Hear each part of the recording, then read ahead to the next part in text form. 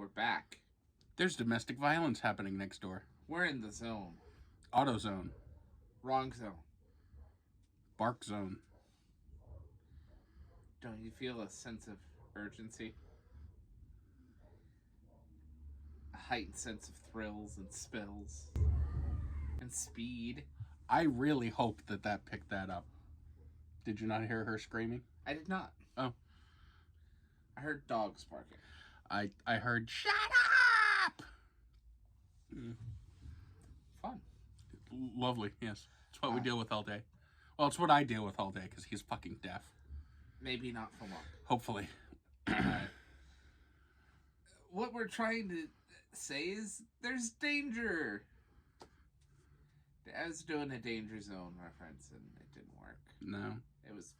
No. I could call you Kenny Drop-a-Loggins because all you do is poop. And that's a danger zone whenever you go into the bathroom after Doug's been there. It is. It genuinely is. It's scary. Yeah. It's like somebody, some sort of isotope 249. Yeah, I don't know. But anyways. We watched a movie. Yeah, a movie. There was a plane, and then there was another plane, and there was a man who jumped on a couch. Years ago. You remember that shit? Yeah, he loves Katie Holmes. They don't love each other anymore. Oh, man. What a waste. But yeah, we watched a movie, and we don't normally do movie reviews. That's why this is going up after. The movie's not old. It came out in the middle of last year, so... Yeah, that is true. We kind of missed the review mark, but... At least the embargo is over. Yeah. But no, we last night we decided to watch Top Gun. Well, more like he decided to, and I was forced to. Yes. I'm not going to say that I didn't enjoy it, because I did. I agree. Uh-huh. Go on. Please, tell us more. Yep.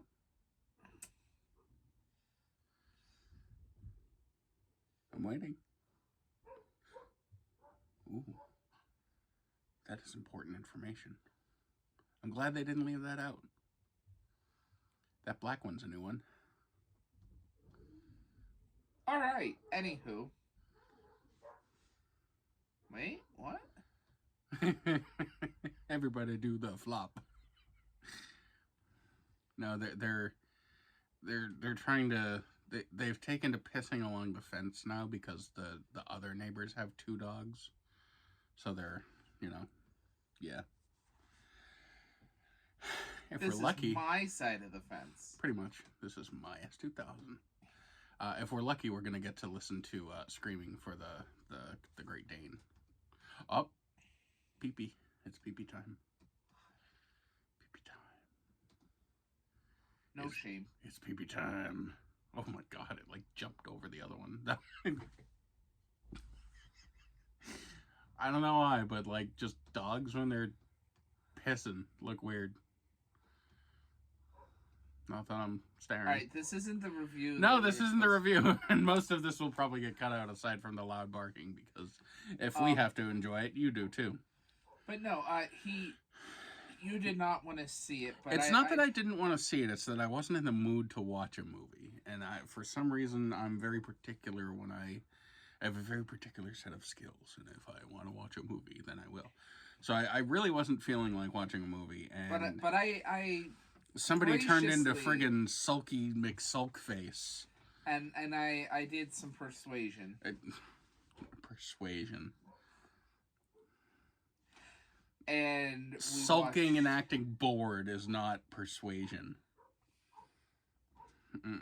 So he's on vacation. It worked. And shut up. He's on vacation. And I have to deal with him it's like babysitting, I swear. And I've got to deal with him. And so I was sitting there, and he was, what were you playing before? I can't even remember. Psychonauts 2 or something. and he's sitting there, and he's on his chair like this, playing with one hand, because he's just fucking master gamer Doug, playing with one hand, doing the fucking hand, whatever with I play claw with the controller. So, and he's just like,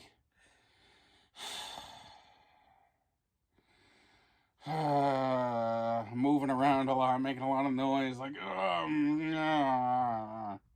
and I'm like, fuck it, whatever. So he turns on the movie, and I liked it more than I thought I would. I will fully admit that I liked it more than I thought I would, because I have not seen the entire first movie, but I was not really a fan.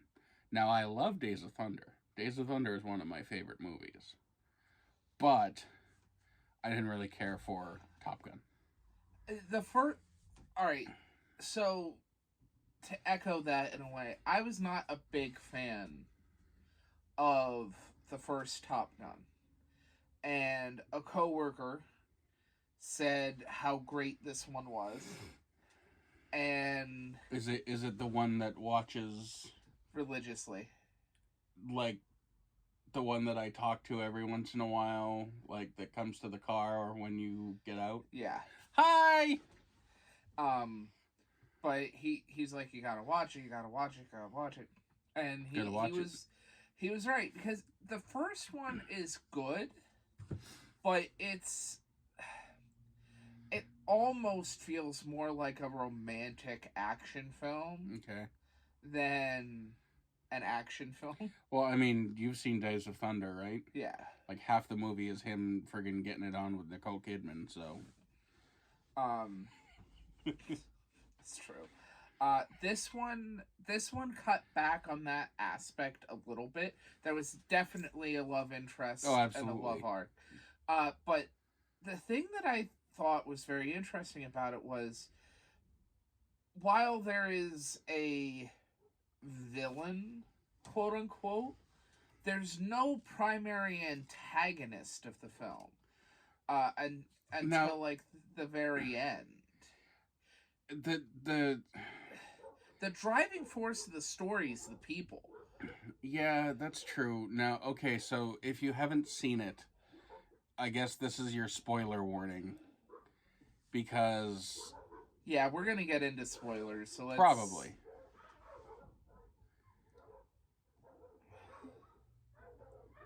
All hours. They're like, we haven't seen it yet. Yeah. Stop. Stop. It doesn't stop, just so you know. But anyways, and I'm glad that the noise reduction that I use when I edit these cuts a lot of it out, but it's really bad a lot of times. But yeah, so the villain, in my eyes, the villain was the unnamed country that they only referred to as the enemy. Yeah, there is an operation at the end of the film which they are training for 3/4 of the movie. Yeah, like pretty much throughout the entire movie they're training to carry out this one mission. Practically a suicide mission. As it would be with, most. And Maverick's main thing is he wants all of the people to go on this mission and come home. Not just complete the mission, but to complete the mission and make home. It back, yeah. So, like, the antagonist, I would say, if we're not counting the enemy, it would be I can't remember his call sign, but it would be the cocky fucker. The cocky one that... the John Hamm guy, that ends up being like the savior or whatever. Oh, Hangman was not the antagonist. He was just a douchebag who needed to be put in his place. So then you're saying that the general once what's his face died and said, "No, you're benched. I'm taking over." Yeah. And then he went on the joyride to get his spot back. Yeah. Like, he was an antagonist, but he wasn't like he wasn't meant to be the main antagonist. He was there. No, and it wasn't even like a twist. It wasn't even like a secret villain or whatever. He was like, I like doing it my way. Yeah. And now that the person who was supporting you is gone, we're doing it my way. Yeah, the person above them that was supporting. Yeah. By the way, Val Kilmer, he did not have much of a role, but all of his non-verbal looks and body motions, looks really did say 1,000 words. And see, I don't really know a whole lot. I'm not as big a movie guy as Captain friggin' whatever over here, but I know the name, but I don't really know any other movies that he's been in. He was in The Doors. He was a Batman. He was in Tombstone. He's been in a lot. Okay, I believe you. But no, like,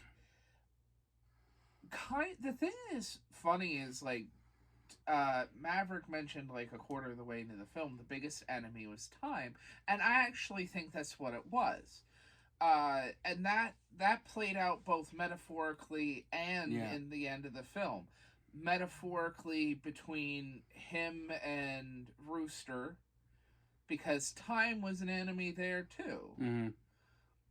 And then time, literally at the end of the film when the mission actually gets carried out. Right. Time really was the greatest enemy of the whole film.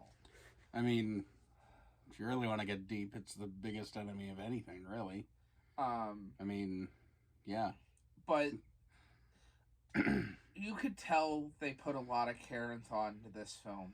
No, and as somebody that is a sucker for, like, realism, like, don't get me wrong, I will gladly watch a Fast and Furious movie and, you know... Shut off the brain. Shut the brain off and clap. Yeah, you know, This was more than that, though. No, this wasn't anything that was, like, they used, like, real planes, they used real...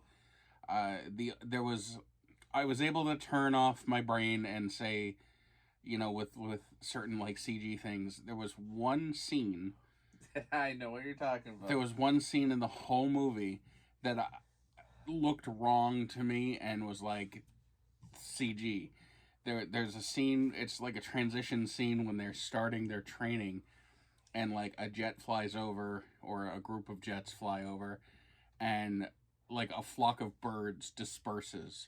And I'm like, those are not real birds. That's all. Everything else looks accurate. Everything else scientifically, you know, my stupid hyper-realistic brain that, you know, has trouble, you know, I'll watch a Fiero go to space with Fast and Furious and just, but like, you know, airplanes, I don't know. It was, no, like, the realism was...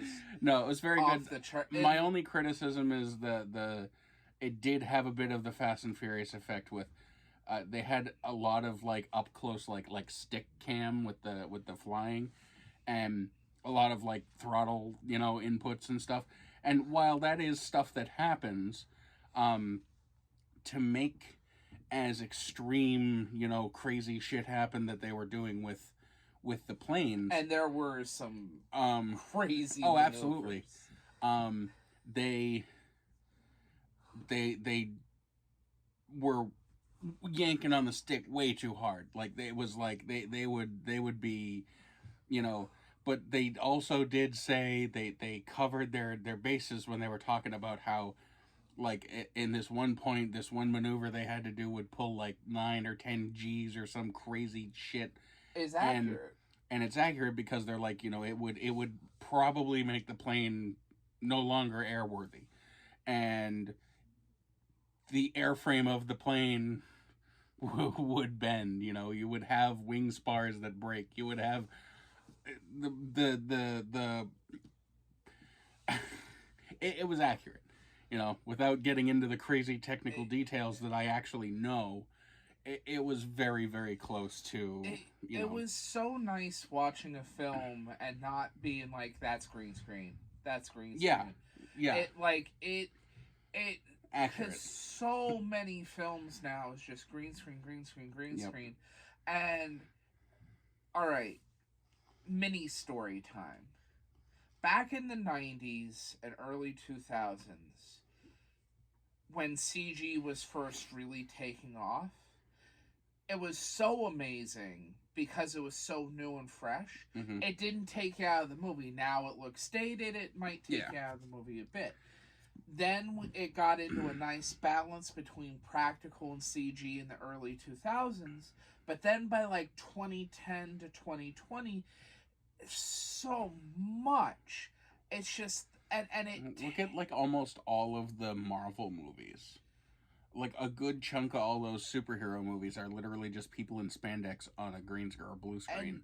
And that's... And that, which is really funny, because the first chunk of those films are not like that, but then they turned into that. It's easier to record. And you don't have to build sets, you can make it behind you. And digitally. I feel like there's something lost in that. And to watch a film and be like, oh my god, the only fake thing I saw were the birds and those SAM turrets. Yeah. Like, and the only reason I said the SAM turrets were fake wasn't because they didn't look real, but because they wouldn't actually be able, like, those things, no. Yeah, firing those off and, that's... They wouldn't be able to just fire SAM turrets and get away with that. Yeah. So you could do something with like miniature effects like they used to do when people did practical effects like in the 80s and early 90s, but something like that. No, so it's like to be able to watch it and be like, that was real. They spent the time to do that. Mm-hmm. And that says a lot for the actors too, willing to go up in those planes and be put through those maneuvers by a driver either in front or behind them. Pilot.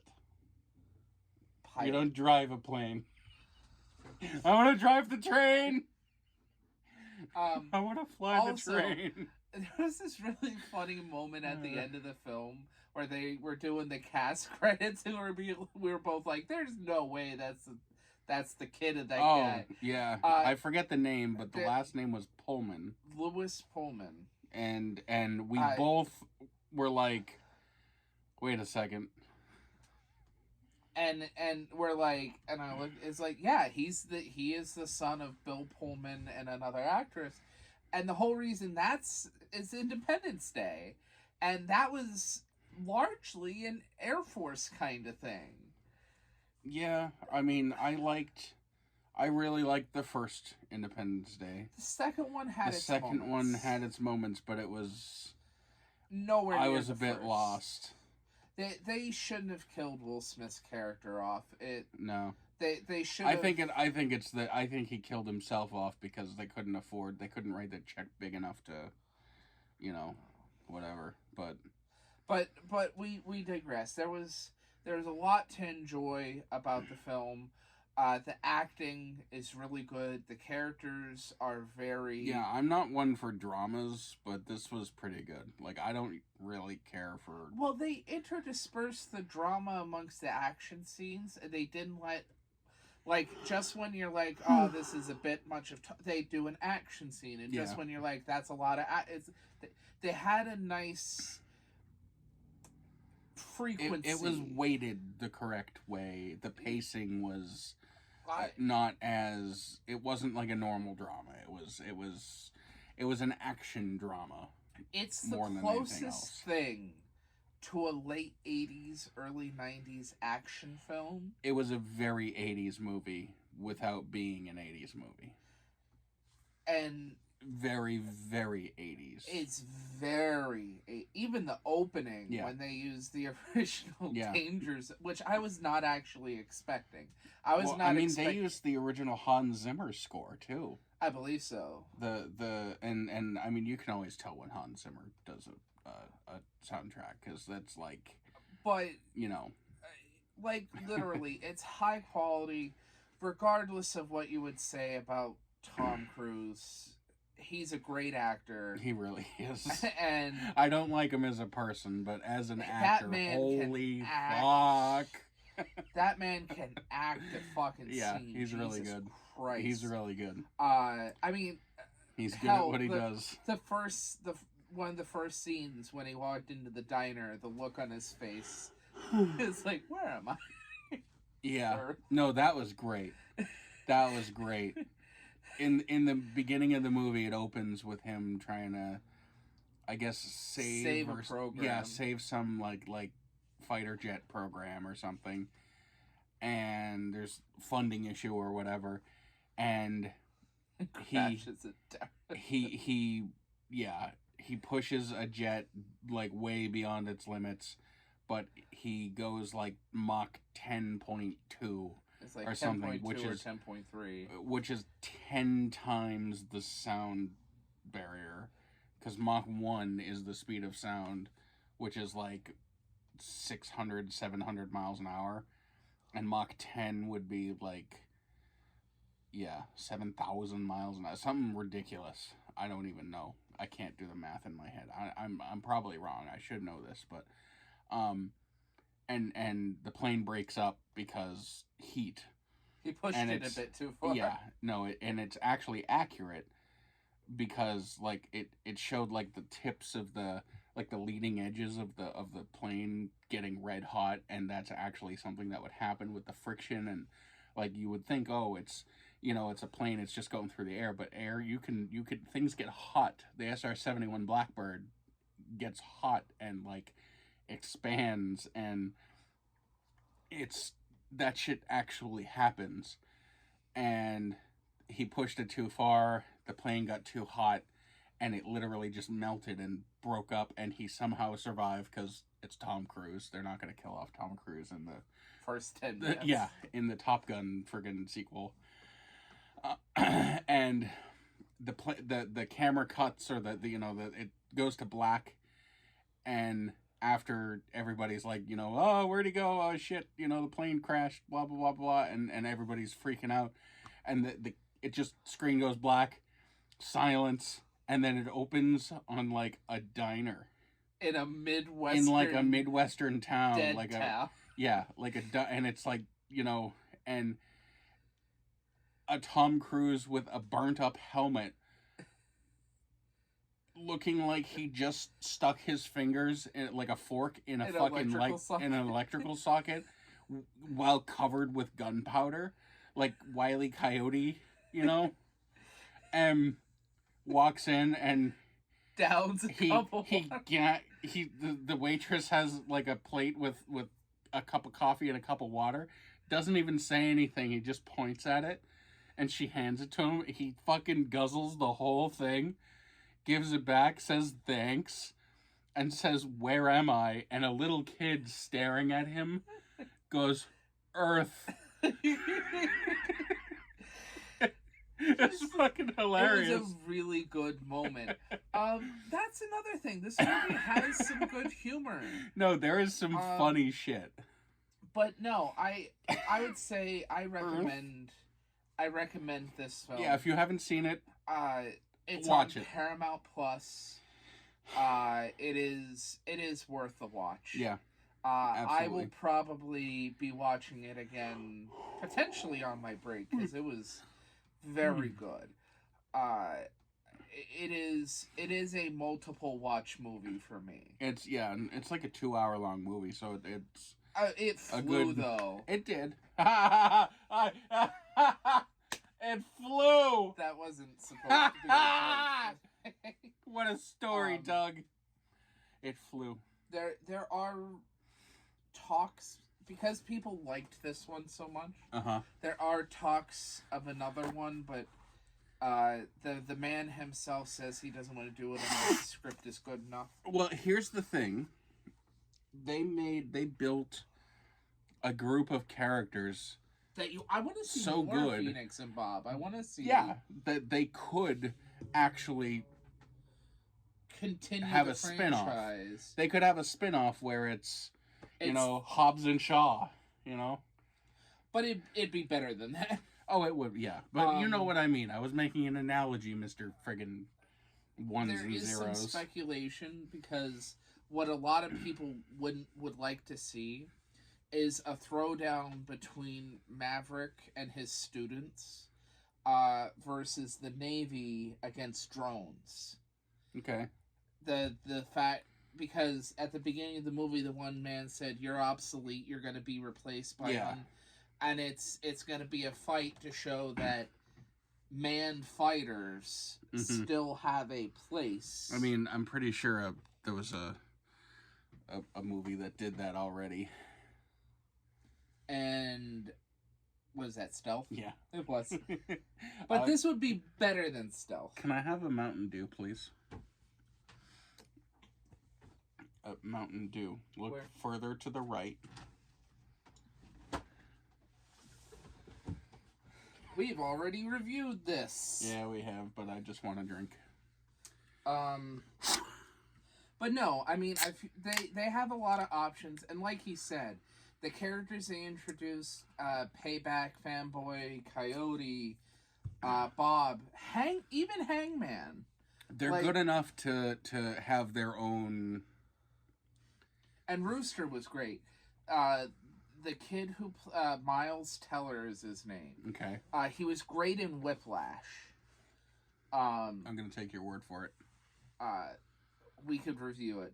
We'd have to both watch it again. Is that how reviews work? It is. I was gonna read the Wikipedia. But he played the shit out of Goose's son, and I know you don't remember the first one much, but he did embody Goose's characteristics. Well, I mean, in that flashback, it was quite... I think that was for the people who didn't understand, but I got it. I mean, even the call sign. I mean, Goose, Rooster, they're birds. So... Oh, that, all of the people, all the actors chose their own call sign. Really? Yes. Okay. That's kind of cool. I'd like to know the story behind Phoenix. I like Bob, though. Bob was pretty good. Just Bob. Well, he probably was looking at his character and he's like, he's kind of a dweeb. He probably doesn't have a call sign. It's Bob. Probably just Bob. Yeah. But no, they all chose their own call signs. That's pretty cool. And in all honesty, I would love to see a film with Hangman, Rooster, and all of them, and just seeing, just a spin-off, or that would be pretty cool. Because in all honesty, we need films like this, in my opinion. I know a lot of people are saying movies are dead. It's now all about streaming. And as somebody who is as big of a fan of the theater, the movie theater, and film as I am, I think it'd be a shame if film actually died. And I feel like stuff like this is why we can't let it go, is because you don't get films like this. I would have loved to have seen this in a theater. I'm sure that would have been... That would have been ridiculous, but it's like... I just hope that if they did do it in 3D, it wasn't... No, they didn't do it in 3D. Okay. It was not 3D. No, none of the gimmicks and... No. Yeah. They wanted to just make a straight-up 80s action flick, and that's what they did. I think that's 3D cool. actually... I don't want to say it died, but after that, 3D craze of the mid-2000s, it died down. So you're telling me they're not showing Puss in Boots in 3D? I was actually going to say that's the exception. Animated films are the exception. Okay. All right. But no, this was really good. I want films like this need to be made, and I feel like this year has a lot of good movies coming out. So maybe we'll get more of these reviews. But yeah, if you liked this off episode of Two Fat Guys Try Reviewing a Movie, you let us know. Let us know. It's more just two fat guys talk about a movie. I mean, then again, I mean, why not? We don't have a ranking system. We don't need a ranking system. It could just be our approval or disapproval. No, we can't do that. It's probably copyrighted by that guy. 2 middle fingers up. Yeah, 2 middle fuck fingers. Yeah, yeah. It gets a fuck yeah. It gets a double fuck yeah. But no, if you like this, we could just review movies that we like and we have, and yeah, why not? You can get our take on it. If this is something that you like, keep in mind you might be able to get some out of him, like some niche movies and stuff. But like, I'm very picky with my movies. Yeah. So, you know, if you ask us to review like Saw 3, not gonna happen. But I don't like bloody shit. So no, this is not going to become a big thing. But if you would like to see the occasional one, let us know. Yeah. And when we do watch a movie, and a movie that we both want to see, we'll review it and talk about it. And we do have plans for the Fast and Furious movies. That's all I'm saying. But we do have plans for reviewing that those. Will not come into fruition until later. No, not for a while. But it's in the works. But alrighty. Well, do you want to give the people who made it to the end of this a sneak of what may be happening Monday, or do you want to keep it a secret? All we can say is it's permanent. It is quite permanent. And long-lasting. Assuming we don't die. Doug's first Viagra.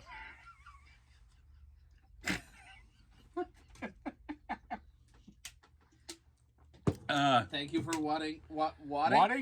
Oh no! Oh no! Doug, get your mind out of the gutter, my friend.